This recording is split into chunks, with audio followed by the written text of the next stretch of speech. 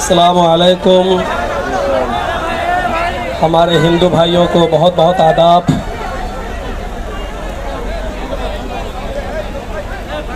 Stage पर बैठे हुए हमारे नहायत ही सम्मानित टीएमसी के कार्यकर्ता और अच्छी अच्छी पोस्ट पर विराजमान हमारे टीएमसी के महान लीडर नेता और विशेष तौर पर ख़ास तौर पर हमारे गौतम पाल साहब जिन्होंने मुझे फ़ोन किया और मुझे यहाँ आने का निमंत्रण दिया।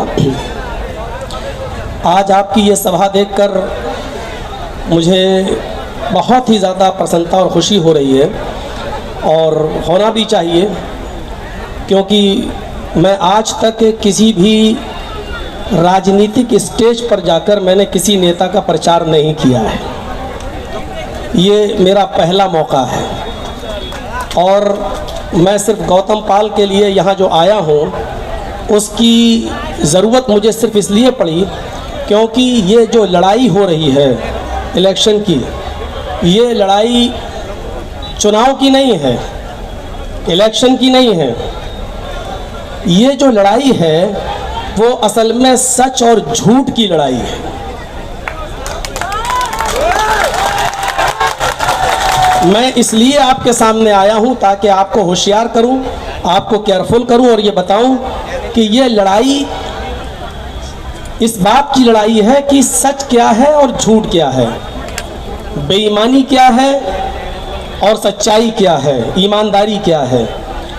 और इसी चीज़ को मैं उजागर करने के लिए आपके सामने आया हूं। इस वक्त हम और आप सब जानते हैं कि हमारे इस खूबसूरत बंगाल को भी गुजरात बनाने की नापाक कोशिश की जा रही है, लेकिन मुझे आपसे ये उम्मीद है कि आप ऐसे जहरीले सांपों के फन को कुचल देंगे और उनको उनके इरादों में कामयाब नहीं होने देंगे। ये लड़ाई बंगाल को बचाने की लड़ाई है, ये लड़ाई इस देश को बचाने की लड़ाई है। अगर ये लड़ाई देश के बचाने की और बंगाल के बचाने की नहीं होती तो मैं नहीं आता। मैं सिर्फ इसलिए आया हूं कि आपको ये बता दूं कि किस तरीके से हवाई जहाज के अड्डे, एयरपोर्ट बेच दिए गए हैं, किस तरीके से स्टेशनें बेच दी गई हैं, LIC बेच दी गई है और स्टेडियम को अपने नाम पर बनाया जा रहा है। आप होशियार रहिए, आपको भी आपके बंगाल के बेचने की प्लानिंग हो चुकी है, लेकिन आप इस प्लानिंग पर पानी फेर सकते हैं, क्योंकि आपकी ताकत और आपकी शक्ति सबसे अच्छी और सबसे ऊपर शक्ति होती है। इसलिए आपकी शक्ति की मुझे जरूरत है। इस वक्त ममता बनर्जी अकेली एक ऐसी लेडी सिंगम की तौर पर उभरी हुई है जो इन तमाम जहरीले सांपों को सर को अकेले कुचलने के लिए तैयार है। ये लड़ाई पूरे सिस्टम के खिलाफ हो रही है। आप ये देखिए कि किस तरीके से अभी इलेक्शन के मौके पर CRPF की तरफ से गोलियां चलाई गई और एक वर्ग विशेष के 4 लोगों की हत्या कर दी गई है। बिल्कुल आग जलाने की कोशिश की जा रही है, वातावरण को हिंदू और मुसलमान बनाने की कोशिश की जा रही है। लेकिन बंगाल वालों, तुम बहुत समझदार हो, हमेशा हिंदू और मुसलमान, सिख और ईसाई एक साथ मिलकर रहे हो। ऐसी साजिशों को कभी कामयाब मत होने देना।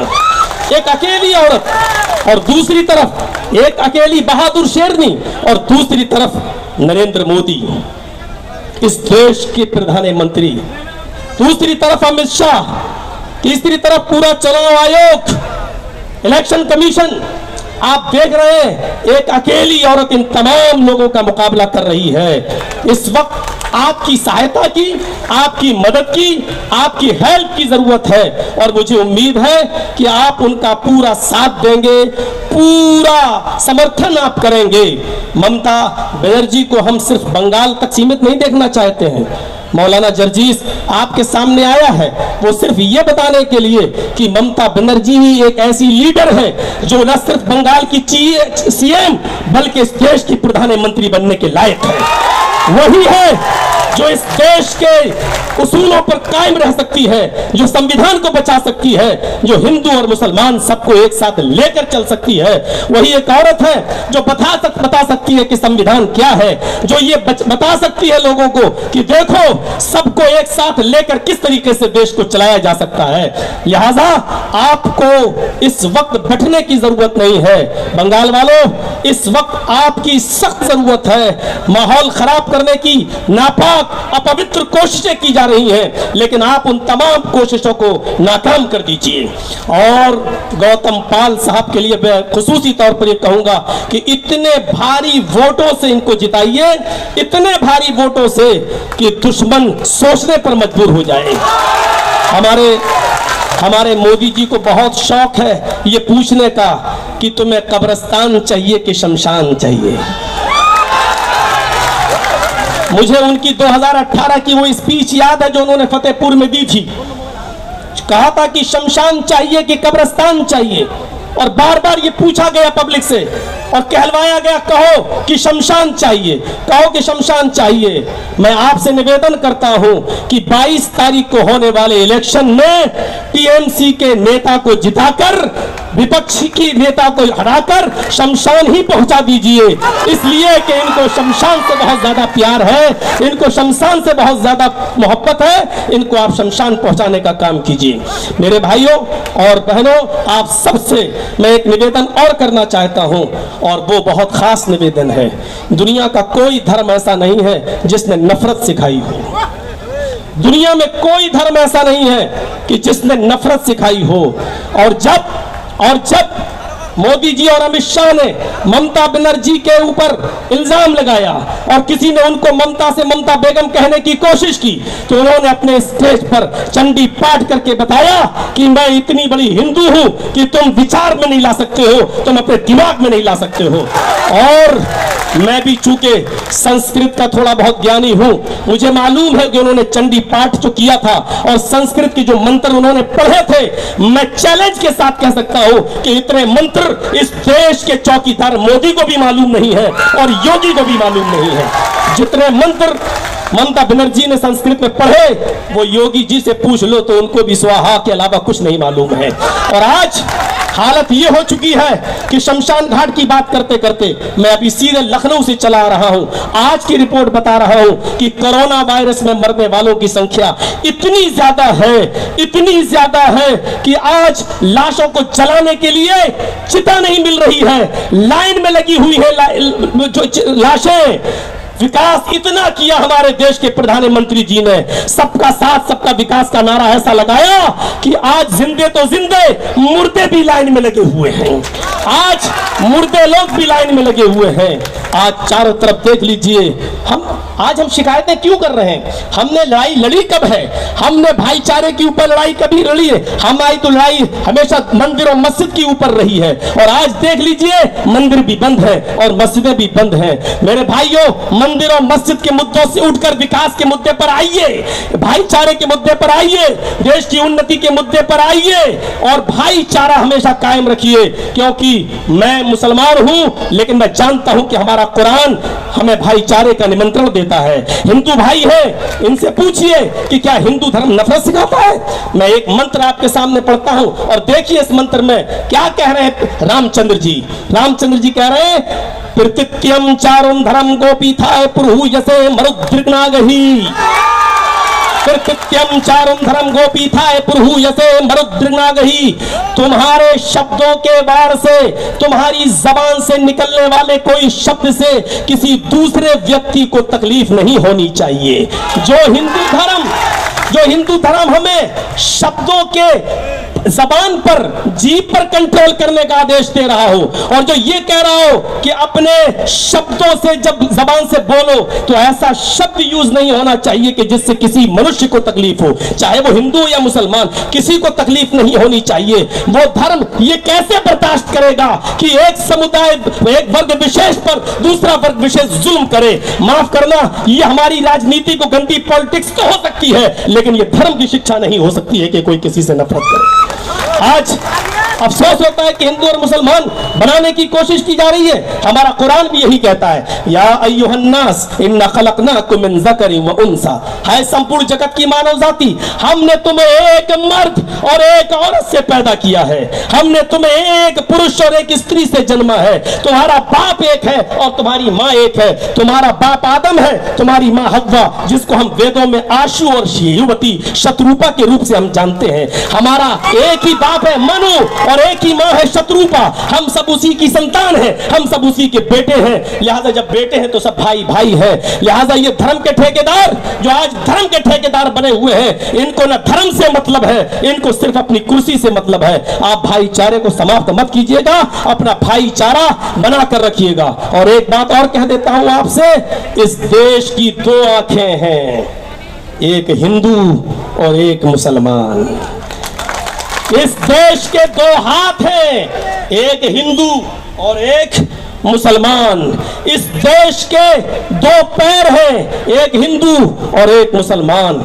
ये देश उस वक्त सलामत है जब हिंदू भी सलामत है, सुरक्षित है, और मुसलमान भी सुरक्षित है। अगर किसी एक को तकलीफ पहुंचाने की कोशिश की, अगर किसी एक को सताने की कोशिश की, तो गोया कि एक आंख आप फोड़ रहे हैं, एक हाथ आप तोड़ रहे हैं, एक पैर आप काट रहे हैं। और याद रखो, अगर इस देश में एक भी धर्म का, एक भी धार्मिक इंसान को तकलीफ हुई तो यह देश काना हो जाएगा, यह देश लूला हो जाएगा, यह देश लंगड़ा हो जाएगा।